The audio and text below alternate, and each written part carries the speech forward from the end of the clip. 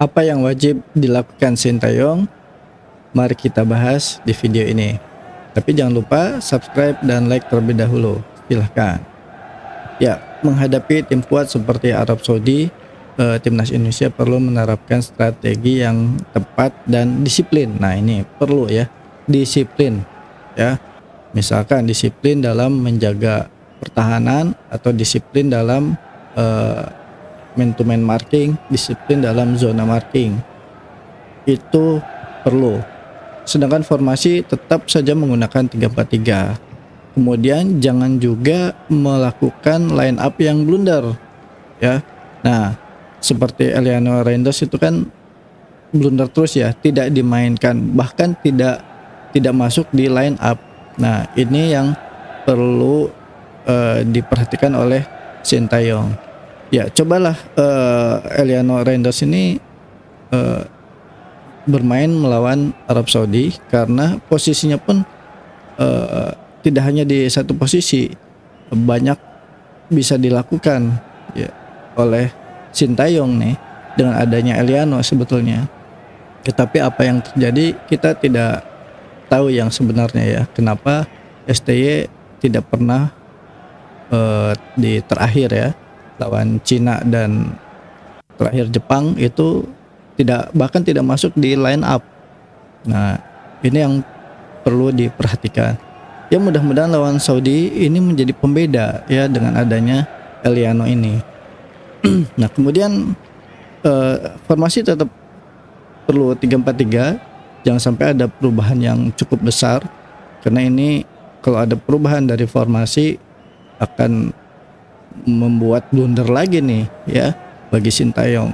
Dan jangan lagi melakukan eksperimen-eksperimen yang tidak perlu, karena ini sudah di level kualifikasi Piala Dunia. Dan bahkan pertandingan lawan Saudi ini sesuatu yang sangat penting. Ini sangat penting.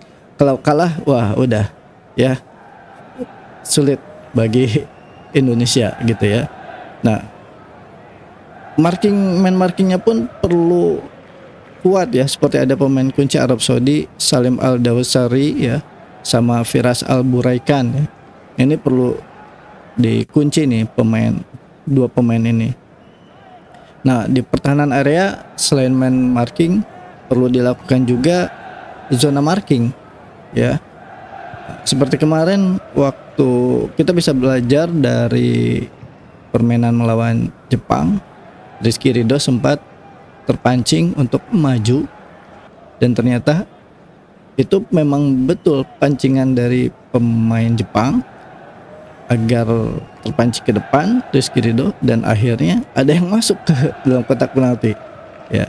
Dan ini cukup berbahaya, dan kemarin Yakob Sayuri tidak siap untuk bermain sebagai back ya. Jadi itulah kelihatan kelemahannya. Dan memang kalau Jepang kemarin bermainnya cukup cerdas ya, bisa segitu. Sebetulnya kalau dilihat selain Jepang mungkin itu kesulitan untuk membobol pertahanan Indonesia, tetapi ini Jepang levelnya ya, jadi bisa melihat celah bagaimana cara memancing pemain agar dia bisa keluar, dan akhirnya ada yang bisa mengisi kekosongan itu, ada yang masuk nih pemain Jepang. Nah, itu pintarnya di situ ya, dari Jepang. Klub yang lain belum tentu bisa ya. Nah, selain Jepang nih. Nah, kemudian perlu juga dilakukan tekanan tinggi di lini tengah, melakukan intercept bola ya sejak awal, itu juga penting. Tergantung kekuatan fisik dari para pemain juga nih, apakah kuat atau tidak ya. Nah, jadi perlu melatih fisik agar lebih bugar lagi dan lebih kuat bermain pressing tinggi ya selama 90 menit gitu. Ya mungkin ada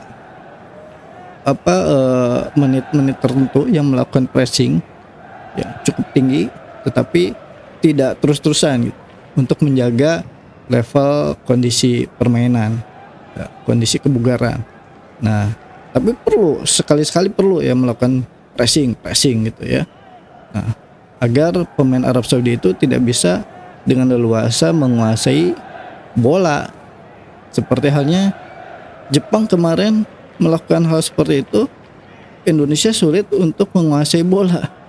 Bahkan mau melakukan operan ke pemain Indonesia lainnya itu tidak ada ruang. Jadi ditutup.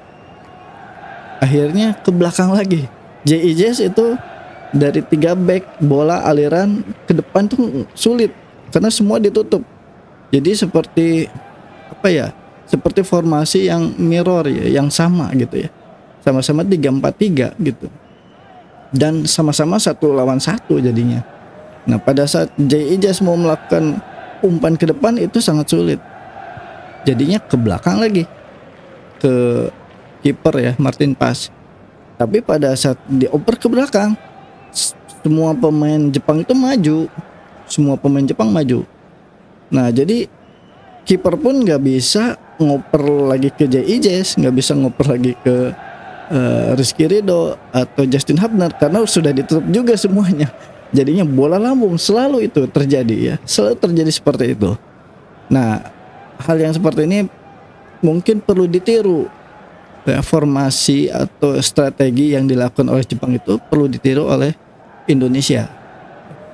Jadi gimana caranya agar Arab Saudi ini tidak bisa melakukan mengoper ya ke teman-teman yang lainnya, tidak bisa menguasai bola lebih lama. Nah, ini juga bisa jadi kunci ya. Nah, kemudian perlu juga membatasi ruang gerak para gelandang kreatif dari Arab Saudi ya, agar tidak leluasa mengatur tempo permainan. Ya, itu biasanya kan kalau misalkan sudah bermain position di belakang, nah itu kan sebetulnya mengatur tempo permainan dan membaca celah pertahanan lawan. Nah, jangan sampai itu dilakukan. Pressing saja. Jadi sulit untuk mereka mengambil keputusan. Langsung itu yang dilakukan oleh Jepang ya. Nah, terus perlu juga melakukan quick counter press kalau misalkan kita terserang. Nah, harus bisa melakukan counter press yang cepat dan efektif dan itu bisa menjadi gol gitu. Itu sangat penting juga ya bagi timnas Indonesia. Nah, perlu juga melakukan eksploitasi kelemahan lawan. Jadi kelemahan lawan itu kemarin waktu kita bermain di Saudi ya, sebetulnya kita masih bisa menguasai bola ya, bermain position cukup bisa karena tidak sekuat Jepang Arab Saudi ini. Jadi bisa melakukan umpan 1-2 yang bisa menerobos masuk ke kotak penalti. Ya. Nah, di sini bisa dilakukan oleh Ragnar sama Rafael Strijk. Tapi Rafael Strijk ini jangan terlalu mundur ya, terlalu jauh. Seperti kemarin waktu lawan Jepang. Karena mundur terlalu jauh, jadi pada saat serangan balik terlambat majunya. Jadi waktu ada oper dari siapa? Ragnar ya, dari Ragnar atau dari Kevin Dix ya, dari Kevin Dix itu bolanya sudah cakep banget itu ya.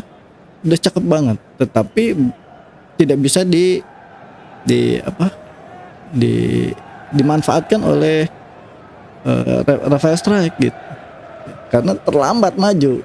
Dan itu kalau kita lihat lagi Rafael Strijk mundurnya terlalu jauh gitu ya, terlalu ikut ke pertahanan gitu.